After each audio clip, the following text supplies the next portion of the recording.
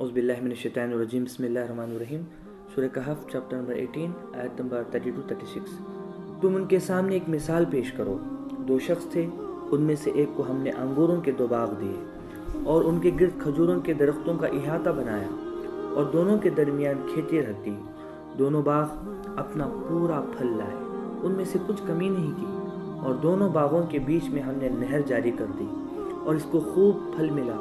تو اس نے اپنے ساتھی سے بات کرتے ہوئے کہا کہ میں تجھ سے مال میں زیادہ ہوں اور تعداد میں بھی زیادہ ہوں اور طاقتور ہوں۔ وہ اپنے باغ میں داخل ہوا اور اپنے آپ پر ظلم کر رہا تھا۔ اس نے کہا کہ میں نہیں سمجھتا کہ کبھی برباد ہو جائے گا، اور میں نہیں سمجھتا کہ قیامت کبھی آئے گی، اور اگر میں اپنے رب کی طرف لوٹا دیا گیا تو ضرور اس سے زیادہ اچھی جگہ مجھ کو ملے گی۔ اللہ سبحانہ و تعالیٰ ایک مثال بیان کرتا ہے کہ 2 شخص کے بارے میں، کہ اللہ سبحانہ و تعالیٰ نے یہ 2 لوگوں کو ایسا باغ دیا، 2 بڑے بڑے انگور کے باغ دیے، اور اس کے احاطے میں، اس کے باؤنڈری میں نیچرل طریقے سے کھجوروں کے بڑے بڑے درخت اللہ سبحانہ و تعالیٰ نے دیے، اور اس کے اندر جو بھی پھل لگتا تھا دا بیسٹ کوالٹی کا پھل لگتا تھا۔ اللہ نے کسی بھی قسم کی کمی اس کے اندر نہیں رکھی، اور بہترین دونوں باغوں کے درمیان میں ایک نہر بھی جاری کر دی، یعنی سونے پہ سہاگا، دا بیسٹ کوالٹی، اور ساتھ میں نہر بھی ہے۔ تو ظاہر سی بات ہے کہ اس میں سے ایک شخص کو اللہ سبحانہ و تعالیٰ نے پھلوں کے اندر زیادتی کر دی۔ اب وہ شخص جو ہے گھمنڈ اور غرور اور تکبر میں آ کے کہتا ہے اپنے دوسرے والے شخص سے کہ میں تم سے بڑھ کر ہوں، میں عزت میں، مال میں، اور جو ہے پھلوں کی تعداد میں اور طاقت میں تم سے بہتر ہوں۔ اور وہ تکبر کرنے لگا اور آگے چل کر کہنے لگا کہ میں نہیں سمجھتا کہ کبھی میں برباد ہو جاؤں گا، یعنی یہ جو میرا باغ ہے یہ اتنے زبردست طریقے پہ اور بہترین لوکیشن میں ہے، کبھی یہ برباد نہیں ہوگا۔ اور اس نے انکار بھی کر دیا قیامت کا، اس نے یہ بھی انکار کر دیا کہ قیامت بھی نہیں آئے گی، میں نہیں سمجھتا کہ کبھی قیامت آنے والی ہے، اگر میں مر بھی جاؤں تو ضرور مجھے اس سے اچھی جگہ ملے گی۔ تو یہ جو ہے اللہ سبحانہ و تعالیٰ نے 2 لوگوں کی جو ڈسکشن ہے اس قرآن کی آیت میں بتایا ہے۔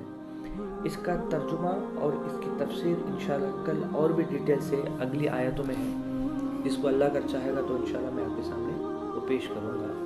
مگر اس میں اللہ سبحانہ و تعالیٰ مال دار جو لوگ عزت والے ہیں ان کے بارے میں ایک مثال بیان کرتا ہے۔ ابھی دیکھیے جیسا باغ ہے، باغ کے اندر بہترین کوالٹی کے پھل لگنا، اس کے نیچے نہر جاری رہنا، اس کے اطراف میں کھجور کے باغ رہنا، یہ انسان نہیں کر سکتا، یہ 100% اللہ سبحانہ و تعالیٰ کی مہربانی ہے۔ انسان محنت کرتا ہے سیڈ بونے کی، بٹ پھل لانے کی، اس کے اوپر جو کمپلیٹ سولار سسٹم کا جو عمل ہے، خاص کر فوٹو سنتھسس کا جو عمل ہے، وہ انسان کے اندر میں نہیں ہے۔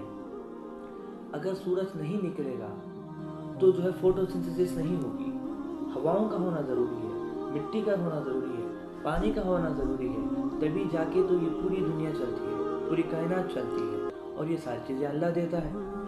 تب انسان کو گھمنڈ کرنے کا ہے ہی نہیں، بٹ انسان کچھ پودے لگا کے اپنے آپ کو گھمنڈ میں مبتلا ہوتا ہے کہ میں اتنا بڑا کام کر دیا، اس میں تو ان کا کوئی کام نہیں۔ اگر آپ نے ناریل کا درخت دیکھا ہو اتنا لمبا سا، کہ کیا انسان کبھی جا کے اس پہ پانی چھڑک کے ڈالتا ہے؟ نہیں، نیچے پانی ڈالتا ہے، اور وہ پانی بھی کس کا ہے؟ یہ خود بناتا ہے؟ نہیں، وہ بھی اللہ نے دیا ہے۔ اور جو ناریل کا جو پانی ہے اس کا کوالٹی، اس کا ٹیسٹ، اس کے فائدے، اس کے میڈیکل بینیفٹس کتنے ہیں، یہ ساری چیزیں جو ہے اللہ سبحانہ و تعالیٰ کے ہیں، اس میں انسان کا کوئی بھی ہاتھ نہیں۔ اسی طرح سے اللہ سبحانہ و تعالیٰ جب انسان کو مال دیتا ہے، وہ صرف تھوڑی سی محنت کرتا ہے، حالانکہ اس سے بھی زیادہ محنت کرنے والے لوگ دنیا کے اندر ہیں، مگر وہ سمجھتا ہے کہ یہ مال میرا ہے۔ اور عزت، ساری کی ساری عزت صرف اللہ سبحانہ و تعالیٰ کے لیے ہے۔ اگر وہ اللہ سبحانہ و تعالیٰ اس دنیا میں کچھ لوگوں کو عزت دے دیتا ہے تو انسان کیا کرتا ہے؟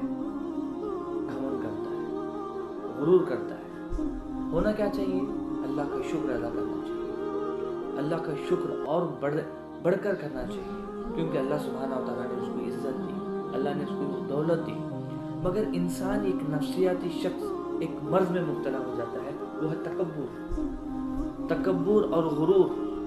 یہ سارے جو ہے ایک نفسیاتی مرض ہے، اٹ از اے ڈیسیز۔ کیوں؟ انسان سمجھتا ہے کہ میں سامنے والے سے بڑا ہوں۔ جب اللہ اس کو مال دے دیتا ہے، جب عزت دیتا ہے، تو وہ سمجھتا ہے سامنے والے کو حقیر سمجھتا ہے۔